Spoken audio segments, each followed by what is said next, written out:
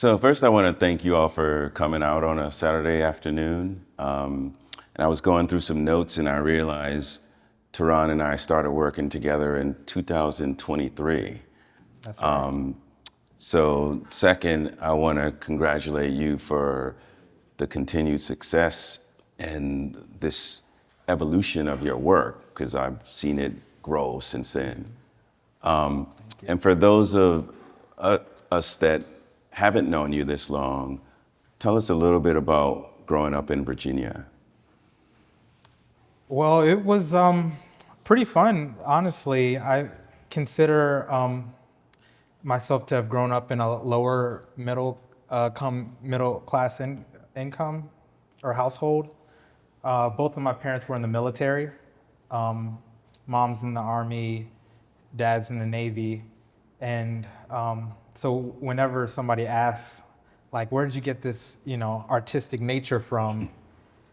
I always tell them I don't know, because parents were very logical and straightforward, but they were very supportive of everything I had to do.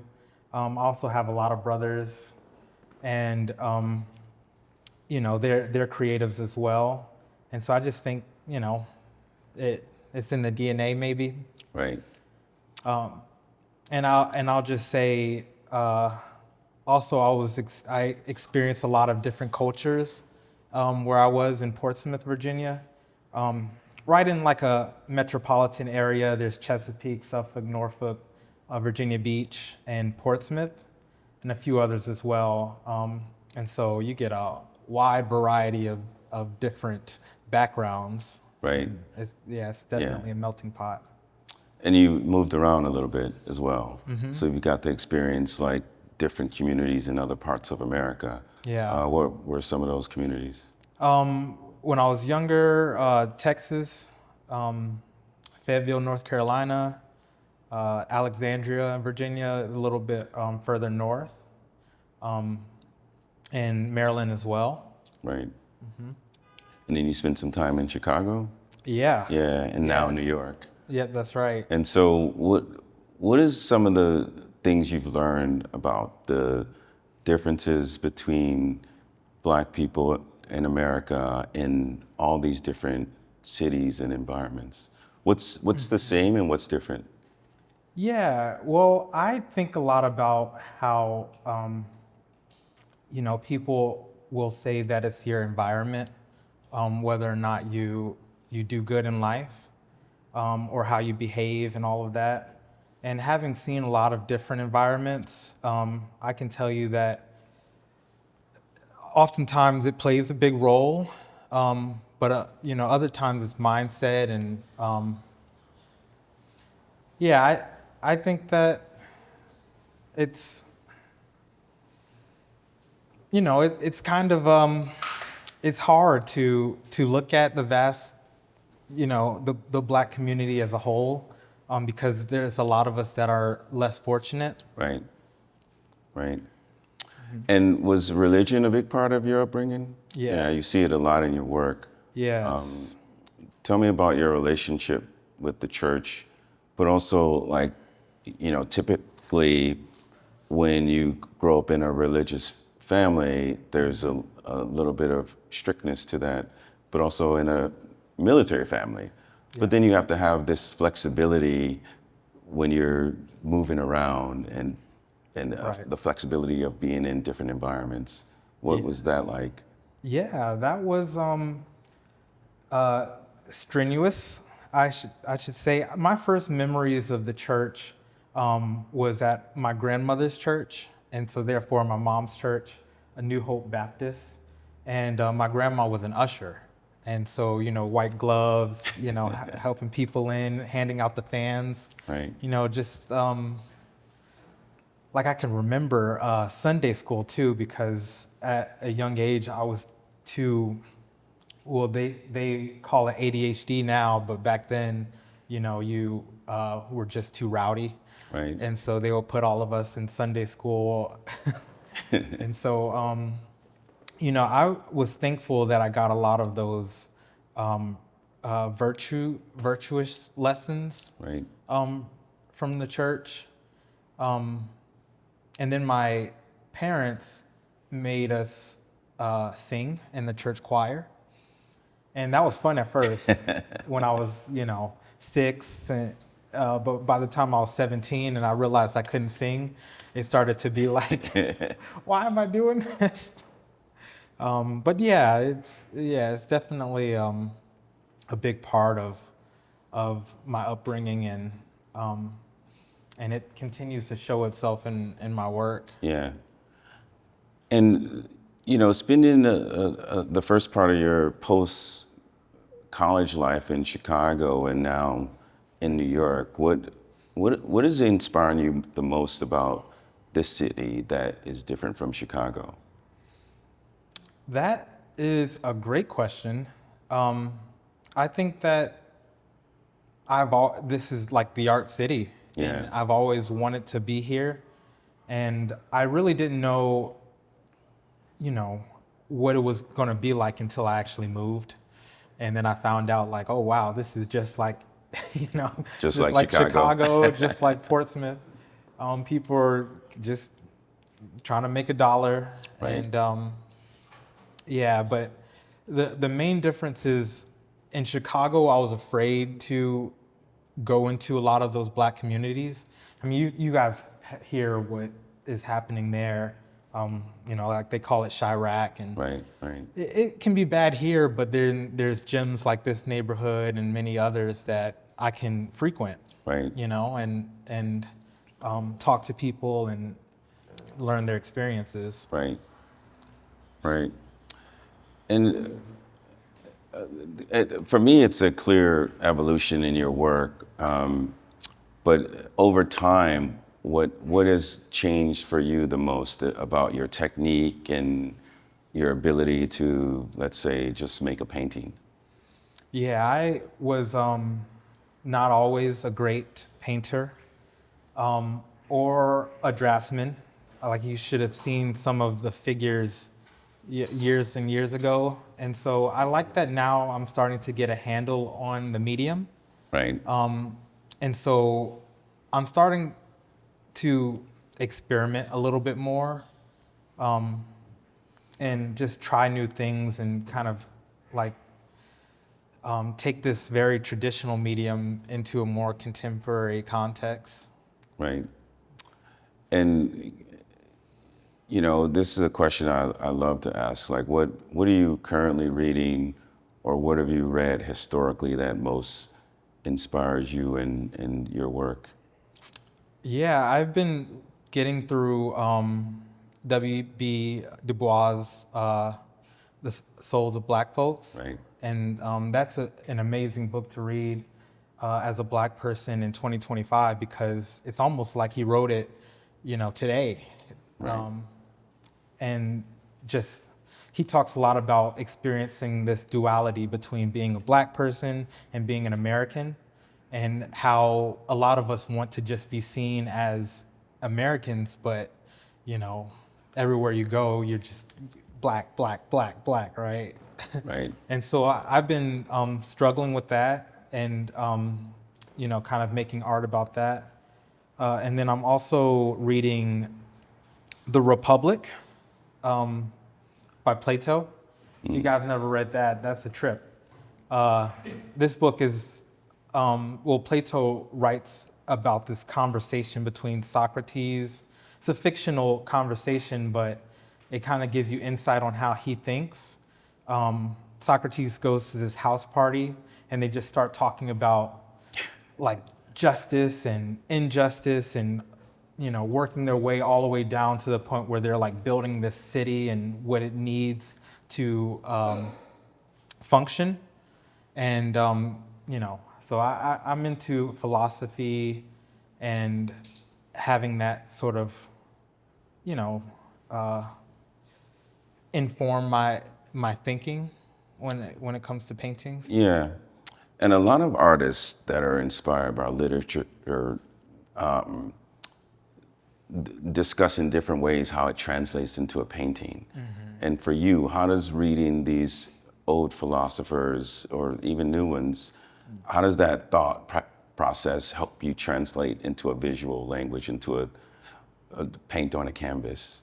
Yeah, that's always the tough one. Can't really explain it, honestly. The idea, like I'll read something or I'll listen to music and something will be said and I can just see the image. Like a lyric or Like a yeah, lyric yeah, or the title of a song. right. And I'll think, wow, that would make a great painting. And the image just sort of comes to me.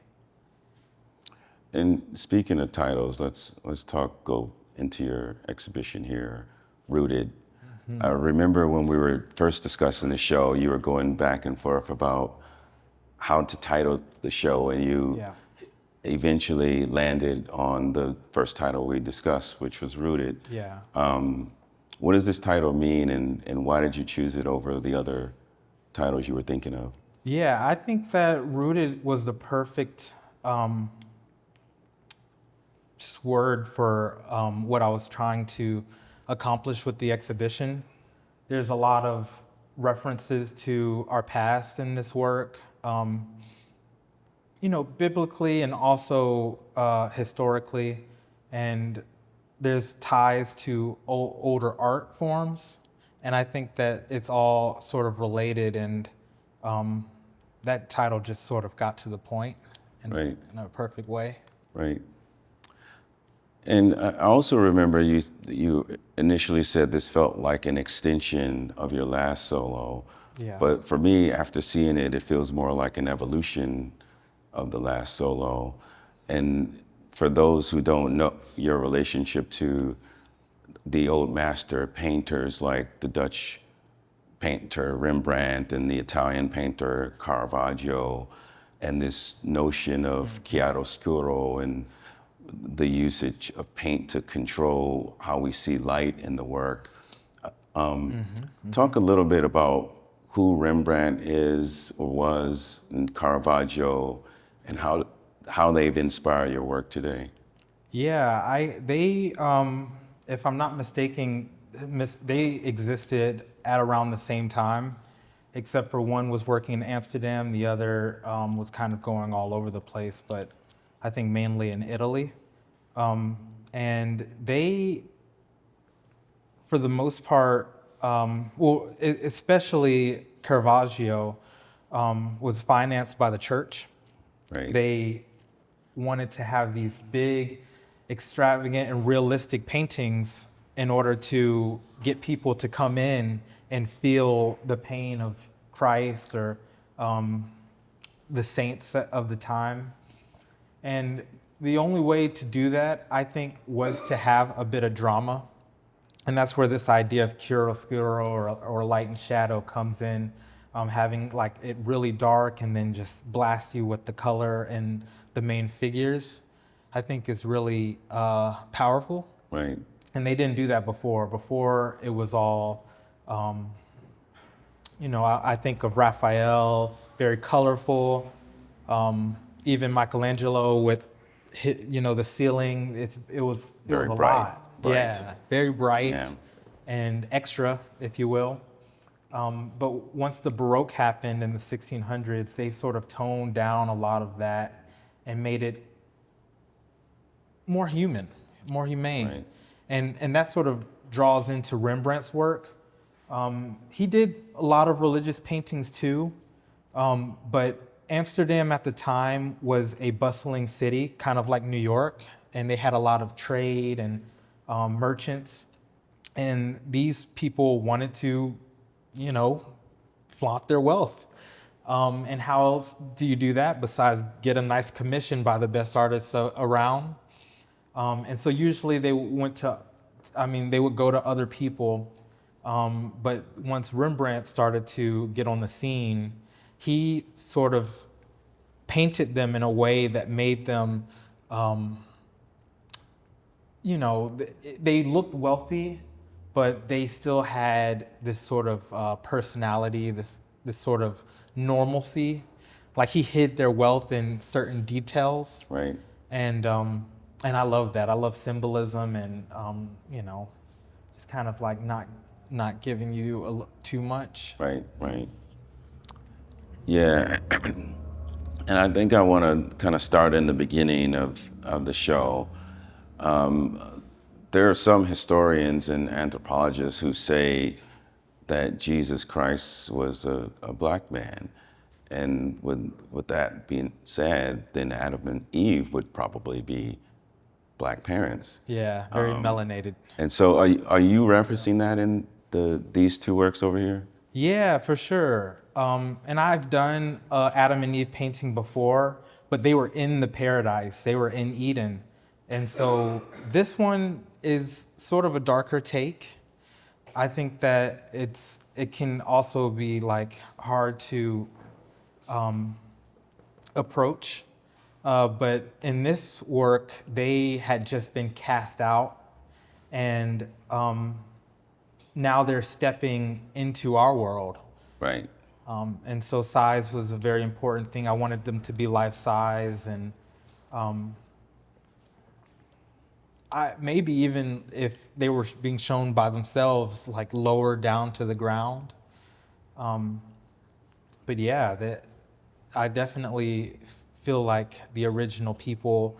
I mean, we've heard of Lucy and all of that, and so they were definitely melanated, and I wanted to capture that. Right.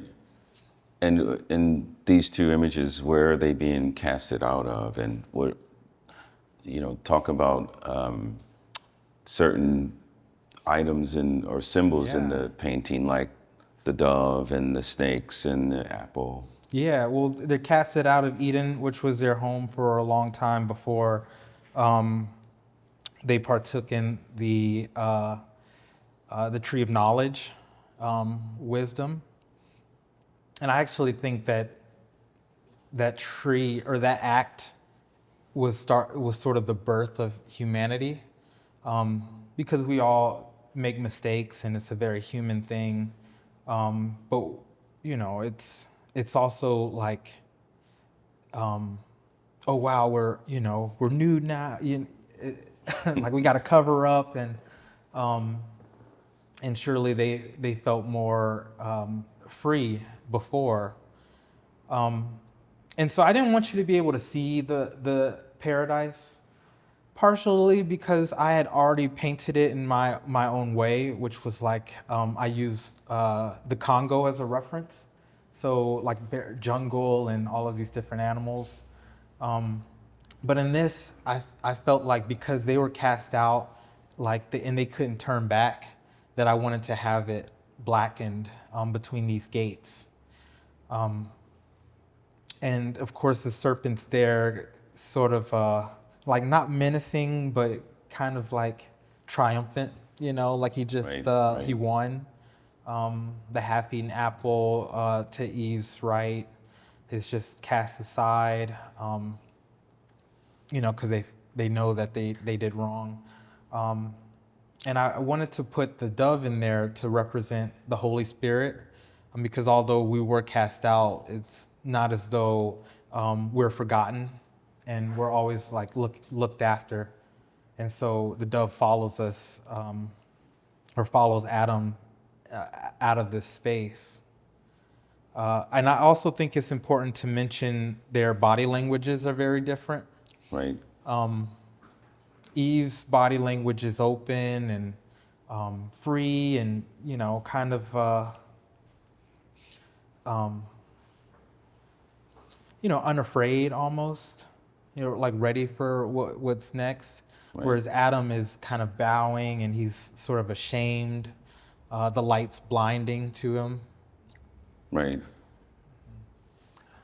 Right. And for me, I could tell you're using oil over acrylic in your works, which is a bit more challenging for most painters to use. And so why have you elected to use oil versus acrylics? Yeah, I think acrylics, it's funny because people who love acrylics hate oils, and people who love oils hate acrylics, and I hate acrylics. I tried my best to use them, but they don't allow I feel like oil is an extension of my hand almost, in the brush. Whereas acrylic, it'll fight me. I'll put a brush stroke down and it's already dry and I can't manipulate it. Right.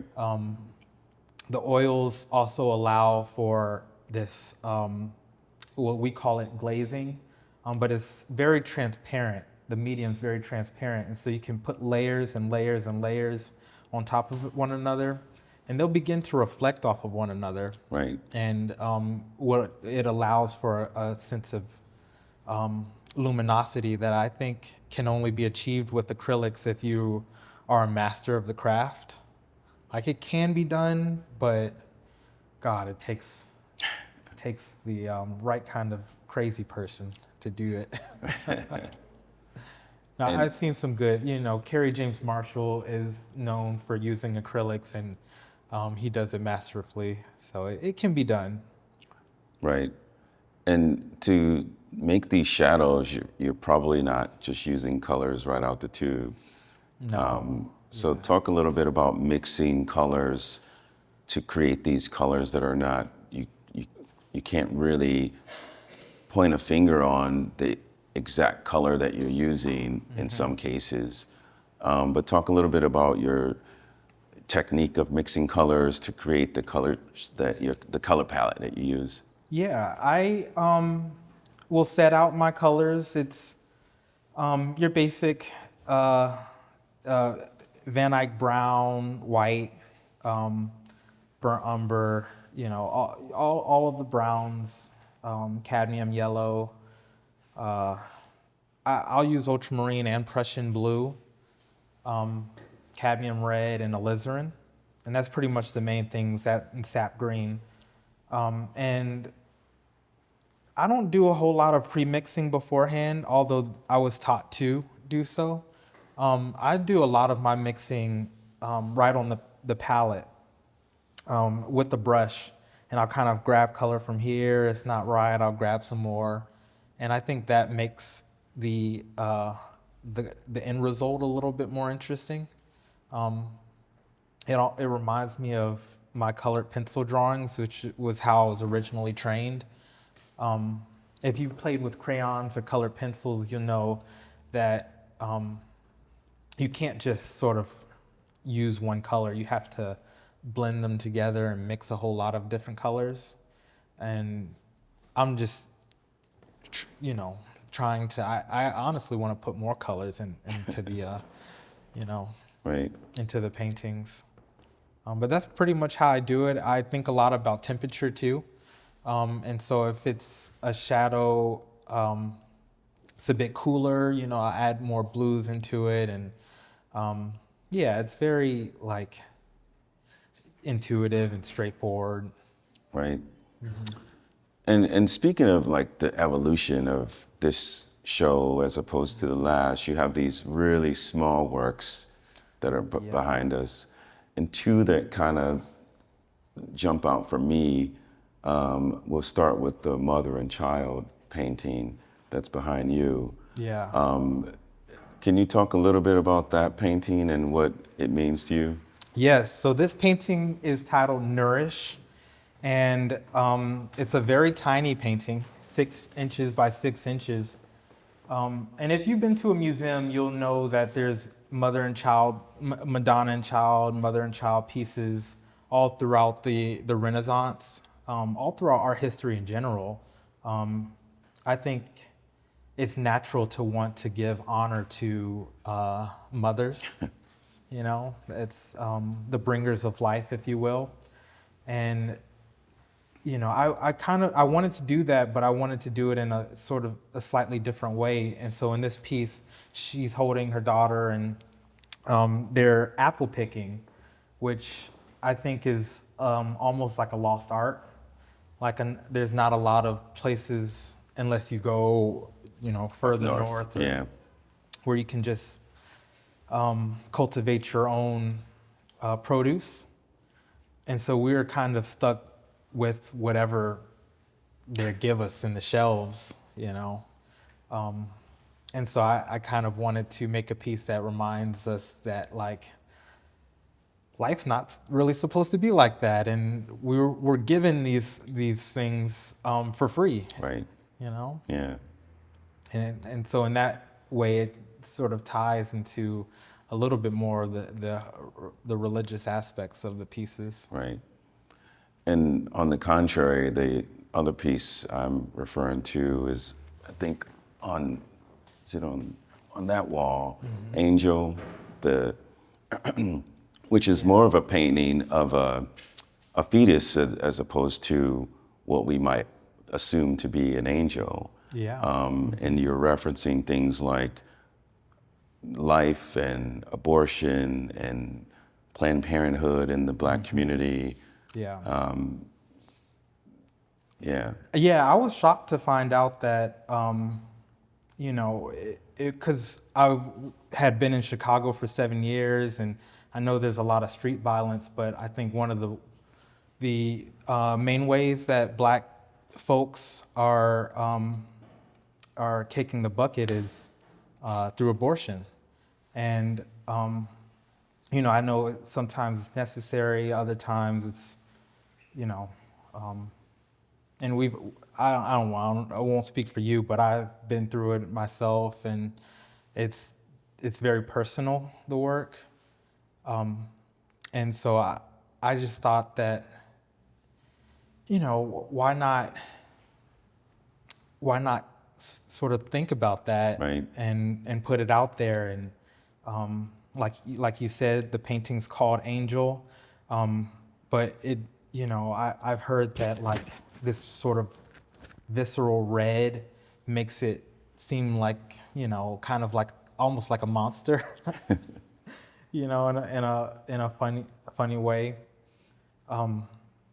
And that's just about like me wanting you to be inside of the womb, and almost like there's a light in there, and you can kind of see the blood that goes into the Yeah. child through the umbilical cord. But I also think as Black people, you're taught very early on to not have children, and what burden it is, or whether that be financial Yep. or in another way. Yep. And if you mentioned this being personal to you, what do you think the ramifications are of abortion in the Black community as opposed to these other communities that don't have the same reference point or sharing the same experiences to our community? Yeah, well, I think that we can see that in the stats. A lot of white communities are becoming the minority, and some of the faster growing communities are, you know, like Hispanic, Right. Asian, Right. Indian communities, and they are, you know, their values are a bit different. They are more focused on families, like we were in the 60s. And I think that had we kept that mindset of like community and family, we could have been one of the, you know, most successful groups out there. Right. And I think about that a lot, especially because I'm not, you know, a politician, and really I'm not a public speaker either. And all I can, you know, my voice comes out in the art, and so I make work that talks about that a lot. Yeah, and you kind of see that globally because these places with large populations are becoming global powerhouses like India Yeah. and China and Russia. And you can imagine on a smaller scale, having more African Americans in America could Yeah. create a, you know, domestic powerhouse. Right. And maybe that's why Planned Parenthood was implemented into all these Black communities because they knew that. Yeah, when you look at the background of Planned Parenthood, which it's off topic, so we don't have to get into it today. I just, you know, if you don't know, you look into who started it and, you know, who funds it, you'll start to see the intent. Right. And and it'll make you think, like what message are we to tell our young folks now? But on the flip side, you have these four beautiful paintings of young folks, and really you're emphasizing the diversity and diverse ways that we do our hair. And you don't see a lot of male artists doing this, especially with female subjects, but also even the way you depicted the male subjects are very different to what your own hairstyle is, for example. So you're not really referencing yourself.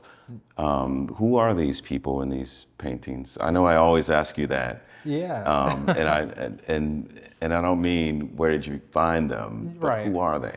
Yeah, I mean, there are daughters and sons, and by the way, I had locks for 9 years, so don't count me out. But I think that we should start telling, um, you know, from age 4 to 12 or 14 or what have you. I think it's important to emphasize self-love with our youth. And I think that is something that maybe, I don't know, it's hard to live in America, especially in New York, and you're working all the time. Sometimes it's hard to be like you're beautiful the way you are. Then we as a culture are beautiful, and our hair's like this for a reason. Right. Our hair grows out, and it it's not on our necks because it was hot in Africa, right? And then it knots up, and even if you don't touch it, we call it freeform locks now, but it'll form these sort of, these sort of styles if you just leave it, let it grow. And I think it's beautiful. And, part of it's being in a corporate America where, you have to like look clean cut and, but even when I traveled to Africa, all of those folks had their hair down short. I mean, it's hot out there. And so I just, to me, I just think that it's very natural. That's why I wanted to include the sort of garden growing from the hair, and, the different insects that are getting like pollen from our crowns. The birds coming in is very like peaceful. Yeah, but you selected also these migratory birds that don't stay in one place. Even bees and monarch butterflies that, half the year they're in the North America and then the other half they're in Mexico. Right. So, is migration a symbol that you're putting in this work? Now, I hadn't thought about that, but it makes sense because I think that like migration is, I mean, some people stay rooted, no pun intended, where they were growing up, but a lot of us seek for better lives wherever that may be. I know it's not just me, but you know, some folks will be raised in Chicago and end up in Georgia, and some people will be raised in Georgia and end up in New York. So yeah, we move around. Yeah. And then last but not least, these two, the largest paintings in the show, Deposition and is Reborn? Yeah, and Reborn. Yep. Yeah. Let's talk about this deposition scene. Historically, you see a spear through, or knives through Christ, and Yeah. this Jesus Christ reference has a bullet hole in his side, and all these, I would assume, family members or friends are carrying him off somewhere. Right. What happened? Where are they? And what happened to him? Yeah, I see it. I was watching this video, and there was this like huge outing, and I guess some people got into an argument, and and before you knew it, there was a bunch of gunshots and people running and ducking. And this is just on Twitter, you know, so I could only imagine what's happening. But that kind of gave me the idea to do something that's, you know, it's like, are they at a park, at a family gathering, and maybe, you know, he got hit with a stray, and they're just trying to rush him to the hospital. But yeah, it's usually you'll see that figure as Christ, and they're taking him to his tomb.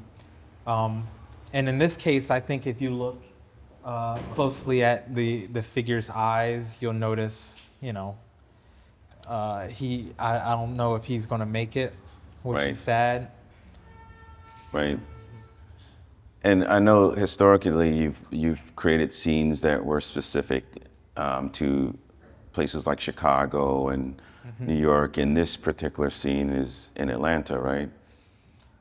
Or It could be. oh, okay, You know, it's funny you ask, because I usually would have like a particular city that I'm referencing, but in this one I just sort of made that city up from imagination.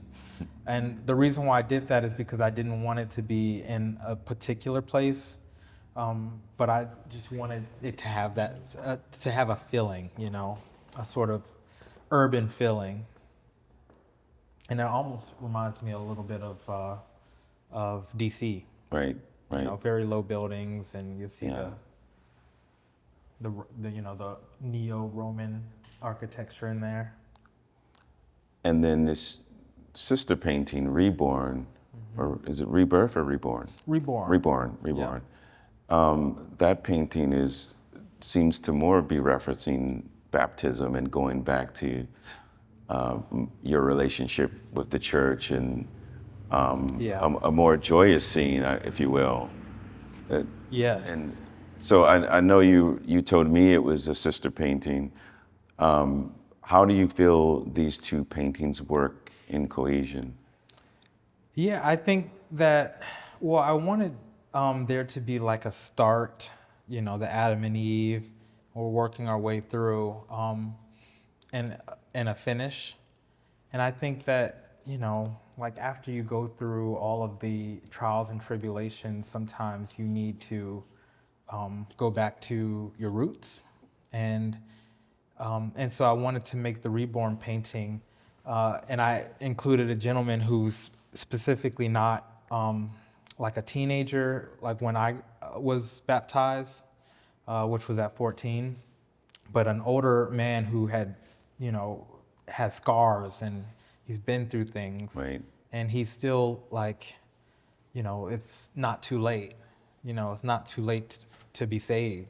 right, Um, and I think that it sort of goes hand in hand with not just this painting, but all of them, including this tiny painting that's on my other side here called "The Calling," where this man's sort of playing dominoes and he's drinking Hennessy, and he's kind of being interrupted by this apparition. That is this angel, you know, telling him about his purpose. awesome. And so we're in your show. What is the biggest takeaway you want people to have after seeing this show? The biggest takeaway, I think, is that, you know, the art is still, well, I would like for you to be moved by the work, you know, however it moves you. And I think that it's important to note that, you know, you are represented in this vast history of art. And you know, when they were making these paintings in the 1600s, we were being enslaved and we weren't able to create these things for ourselves. And so this is sort of my way of saying, like, we're here, you know? And so I want you to feel sort of similarly to how you feel when you see the masterpieces at the Med. And, I'm not there yet, but it's an attempt, Right. for the community to come in and say like, wow, this, I can relate to this. And I enjoy seeing like my cousins and my kinfolk on canvas.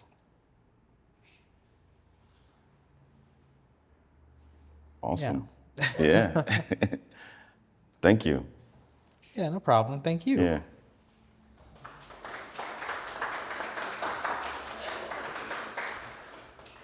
Great, well, thank you both for this insightful conversation. We'll open up the floor to questions if anyone has any.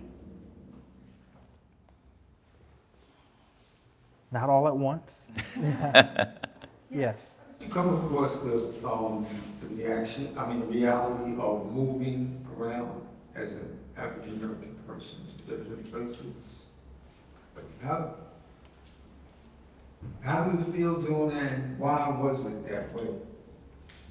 I draw it back to what they call the Great Migration. The original, as we were freed, and we sort of migrated from these places of the South that had all this trauma up north, and honestly figuring out that the people up north were kind of just as bad in some cases. It starts there, and then I think that just having parents that moved around a lot, and so I was always moving is another aspect. But then lastly, you have social media now, and you can kind of follow people, and you can kind of see like in their bios they have like shy, and then an airplane, and then Atlanta or whatever, and they're moving all over the place a lot of times. I think we're all looking for where we find to be home, and sometimes that's not the place that you were born or come from. I just wanted to know, where are you from? Because I see that the grandma or the old lady has like an old tribal kind of like Yeah. painting, so I wanted to understand. I'm born and raised in Portsmouth, Virginia, and to my knowledge, I don't have any immediate, African ties. But I thought it was important to have that in this piece because it's sort of, it kind of gives you that sense of like where we're from originally. I think it's you did a good blend of like old like generations and new ones. Yeah. Because I see there's the grandpa holding, well, kind of just like hovering, right? And then the younger You're right. generation is holding and helping, and it just I think it's a very good blend of just generations and ancestry. So Right. I appreciate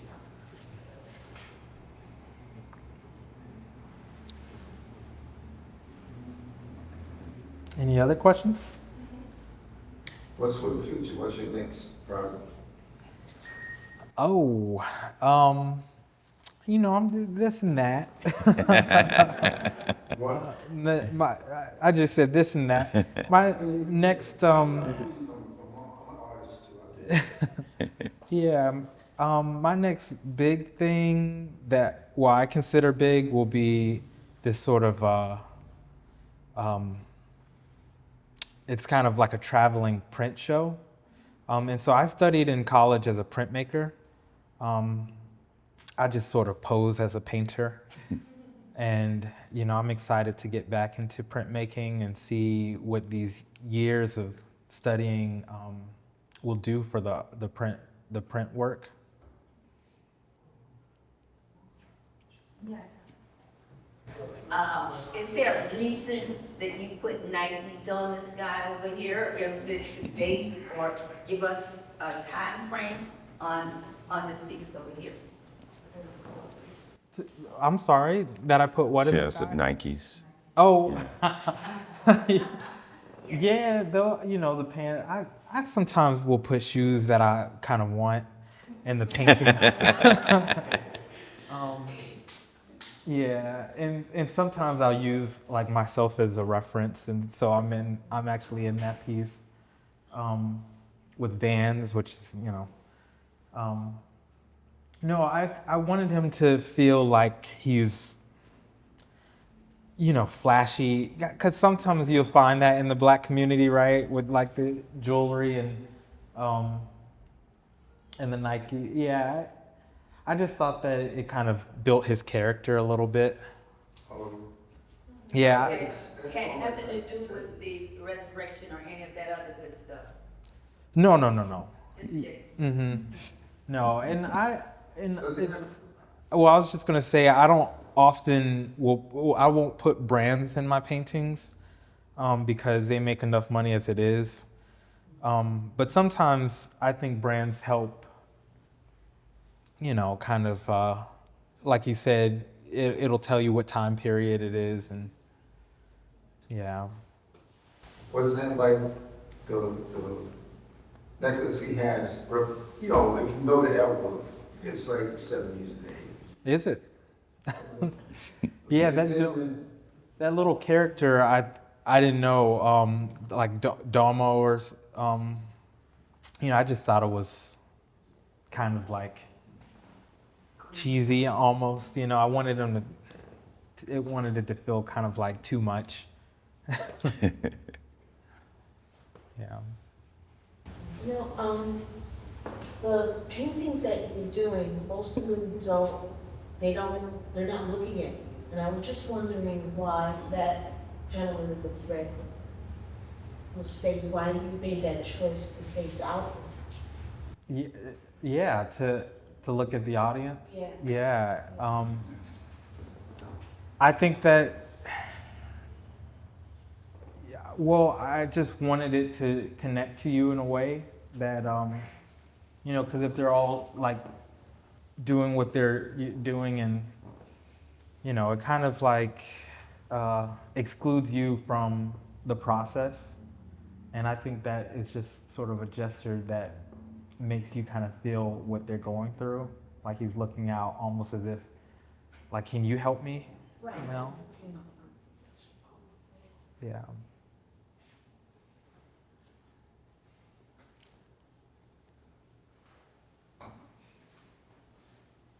Well, thank you again, everyone, for attending today's Conversations in the Gallery. Thank you, Terron. Thank you, Charles. Yeah, thank you guys for coming.